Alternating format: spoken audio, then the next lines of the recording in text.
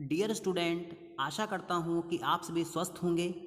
आज हम design of control unit के बारे में स्टडी करेंगे और देखेंगे कि किस तरीके से कंट्रोल यूनिट को डिज़ाइन किया गया है। हमारे पास में रजिस्टर रेफरेंस होता है और हमारे पास में इनपुट आउटपुट इंस्ट्रक्शंस होती हैं। नाउ ये इंस्ट्रक्शंस किस तरीके से कंट्रोल होंगी, ये डिपेंड करता है design of the control unit. तो जो हमारी कंट्रोल यूनिट होती है उसका डिज़ाइन किस तरीके का है वो हम यहाँ पे डिस्कस करेंगे और आपको डायग्रामेटिकली सारी चीज़ें आपको बताई जाएंगी कि डिकोडर कहाँ पे यूज़ होगा, सीक्वेंस काउंटर्स होते हैं उनको किस तरीके से बसेस के थ्रू कनेक्ट किया गया है। नाउ हम बात करते हैं डिज़ाइन ऑफ कंट्रोल यूनिट। तो स्टूडेंट्स, अगर हम डिज़ाइन ऑफ कंट्रोल यूनिट की बात करें तो इसको दो मेजर पार्ट्स में डिवाइड किया गया है। The control unit is classified into two major categories. Number one, we have hardwired control and number two is programmed control. देखिए, आपने देखा होगा हार्डवायर्ड का बेसिकली मीनिंग क्या है। वहाँ पर हमने जो भी कंट्रोलिंग की है वो सारी की सारी कंट्रोलिंग क्या है, फिजिकल है। मीन्स वहाँ पे कंट्रोल रजिस्टर्स लगे हुए हैं, वहाँ पे बसेस हैं, वहाँ पर डिकोडर्स हैं। और हम माइक्रो प्रोग्राम कंट्रोल की बात करें तो माइक्रो प्रोग्राम कंट्रोल बेसिकली क्या होता है, वहाँ पे प्रोग्रामेटिकली आपने कंट्रोल यूनिट को हैंडल किया है। एग्जांपल मैं आपको देता हूँ, आपने देखा होगा हमारे पास में डबल रोम होती है, हमारे पास में ईपी रोम होती है। ये सब क्या है, ये programmatically designed random read only memories हैं। तो इसी तरीके से कंट्रोल यूनिट को भी प्रोग्रामेटिकली कंट्रोल किया जा सकता है। नाउ स्टूडेंट्स, अब हम बात करेंगे हार्ड वायर्ड कंट्रोल यूनिट की कि हार्ड वायर्ड कंट्रोल यूनिट है क्या। अगर हम इसकी बात करें, the hard wired control organisation, control unit को किस तरीके से ऑर्गेनाइज किया गया है, इन्वॉल्व द कंट्रोल लॉजिक, जो हमारा कंट्रोल लॉजिक है, to be implemented with the help of gates, flip flops, decoders and other digital circuits. यानी कि यहाँ पे फ्लिप फ्लॉप्स, जैसा कि मैंने आपको बताया था, रजिस्टर्स होते हैं, गेट्स होते हैं, आपने गेट स्टडी किए होंगे डिजिटल इलेक्ट्रॉनिक्स में। एंड गेट होता है, जोर गेट होता है, नॉर गेट होता है और डिजिटल सर्किट्स होते हैं हमारे पास में। उनका यूज़ करके यहाँ पे हार्ड वायर्ड कंट्रोल यूनिट को क्रिएट किया गया है जिसकी हेल्प से कंट्रोलिंग होती है।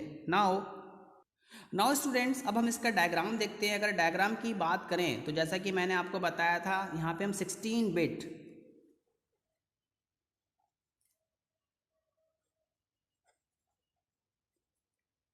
जो हमारा बेसिक कंप्यूटर है 16 बिट, उसको हम यहाँ पे कंसिडर कर रहे हैं। उसका डायग्राम आपको बताया गया है कि सबसे पहले मैंने आपको बताया था 0 से लेके जो हमारी 11 यानी कि 12 बिट्स होती हैं वो एड्रेस लोकेशंस को दिखाती हैं।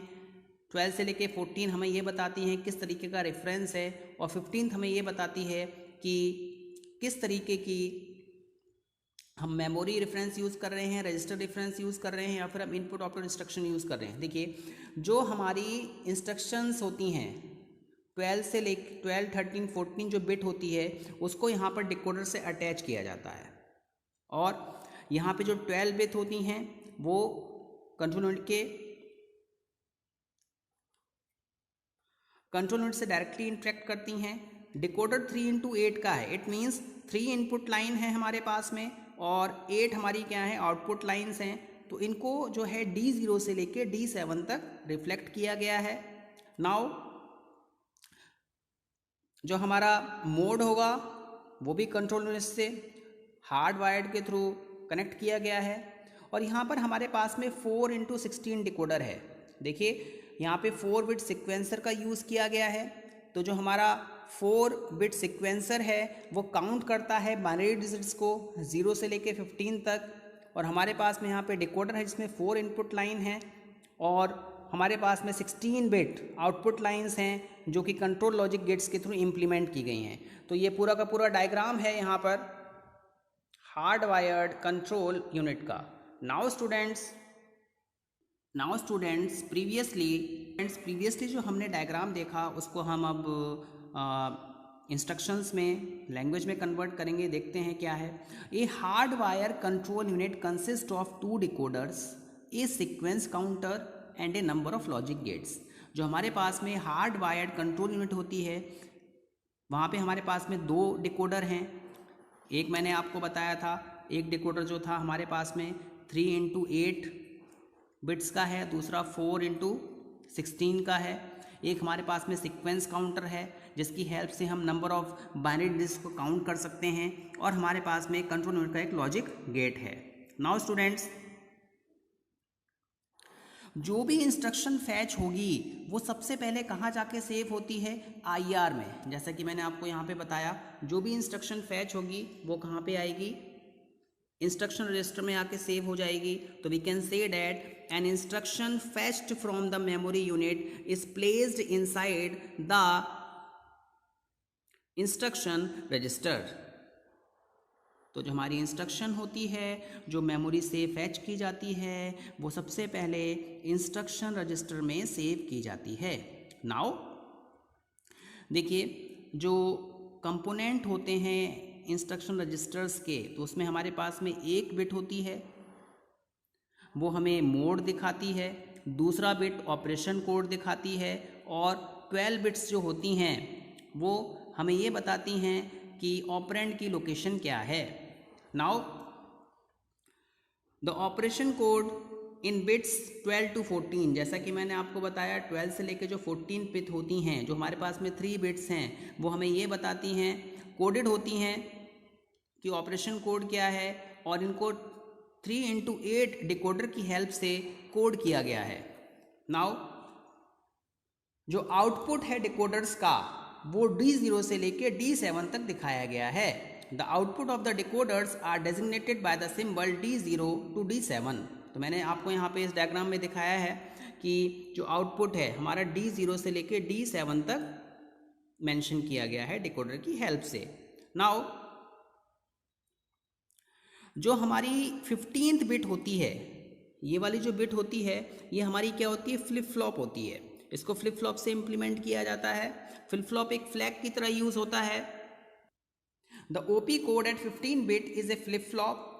नेक्स्ट, द OP कोड जो हमारी 12 बिट्स हैं उनको लॉजिक गेट्स के थ्रू इंप्लीमेंट किया जाता है, और जो हमारी सीक्वेंस काउंटर है वो बाइनरी डिजिट्स को काउंट करता है, और इसकी बिट होती है 0 से लेके 15। जैसे कि आप इस डायग्राम में देख सकते हैं कि यहाँ पे 0 से लेके जो 16 बिट हैं वो काउंटिंग के पर्पस से यूज की गई हैं। तो ये हमारा हार्ड वायर कंट्रोल यूनिट है। Now we will go through micro programmed control unit.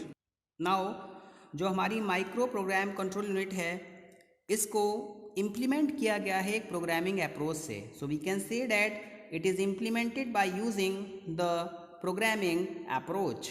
Now in this micro operation are performed by executing a program consisting of micro instructions।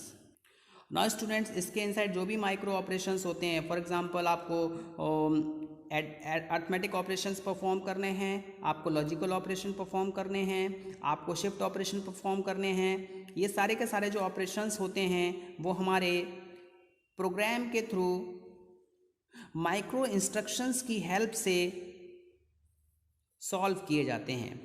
Now जो उसका डायग्रामेटिक एक्सप्रेशन है वो इस तरीके का है। इसमें कौन कौन सी चीज़ें इन्वॉल्व होती हैं, एक तो हमारे पास में इसमें सिक्वेंसर होता है जिसमें हमारे पास में एक्सटर्नल इनपुट आता है, और हमारे पास में कंट्रोल एड्रेस रजिस्टर्स होते हैं कि कहाँ पे जाकर रजिस्टर्स में जाकर डाटा सेव हो रहा है।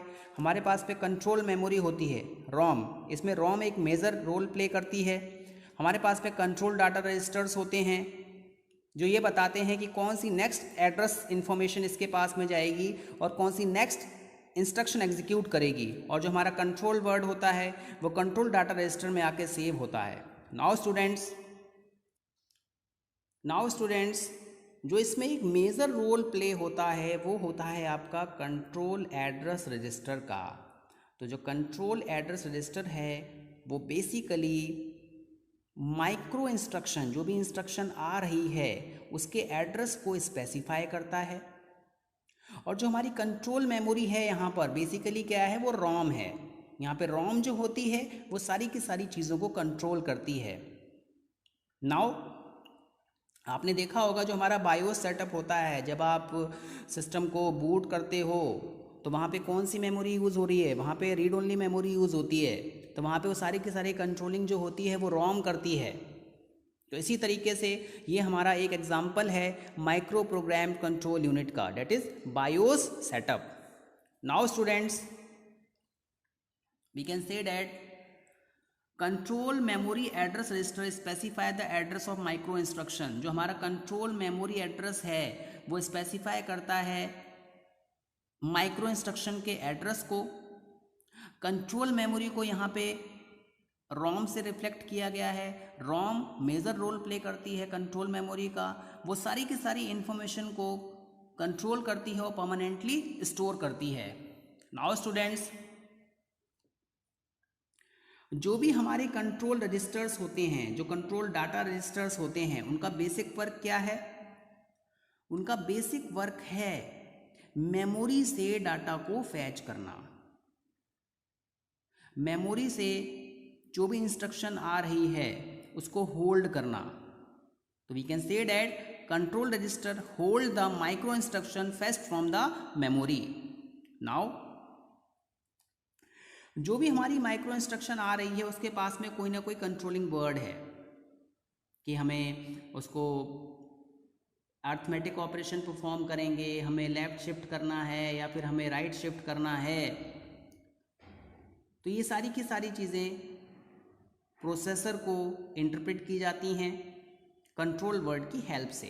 सो we can say that the micro instructions contain a control word that specify one or more micro operation for the data processor. यानी कि प्रोसेसर को एक या एक से ज़्यादा ऑपरेशंस, माइक्रो ऑपरेशंस परफॉर्म करने हैं या नहीं करने हैं, ये सारा का सारा वर्क आपका कंट्रोल वर्ड स्पेसिफाई करता है. जैसा कि मैंने आपको डायग्राम में दिखाया था कि डायग्राम में हमारे पास में जो कंट्रोल डाटा रजिस्टर्स होते हैं वो कंट्रोल वर्ड को एज ए आउटपुट शो करते हैं. और ये जो कंट्रोल वर्ड होता है ये दिखाता है, ये शो करता है कि कौन सा ऑपरेशन प्रोसेसर आपका परफॉर्म करेगा.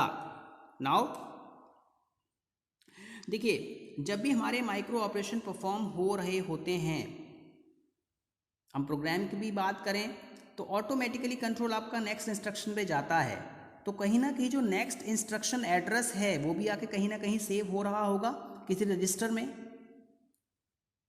तो we can say that when the micro operations are going on, computer जो है आपका वो नेक्स्ट एड्रेस को भी कैलकुलेट कर लेता है, उसको सर्किट में जाके सेव कर देता है. तो इसकी वजह से क्या होता है कि जो कंट्रोलिंग होती है वो नेक्स्ट इंस्ट्रक्शन पे ट्रांसफ़र हो जाती है. While the micro operations are being executed, the next address is computed in the next address generator circuit and then transferred into the control address register to read the next micro instruction. जैसे कि आप इस diagram में देख सकते हैं कि next instruction को पहले से ही इन्वॉल्व किया जाता है अगर यहाँ पर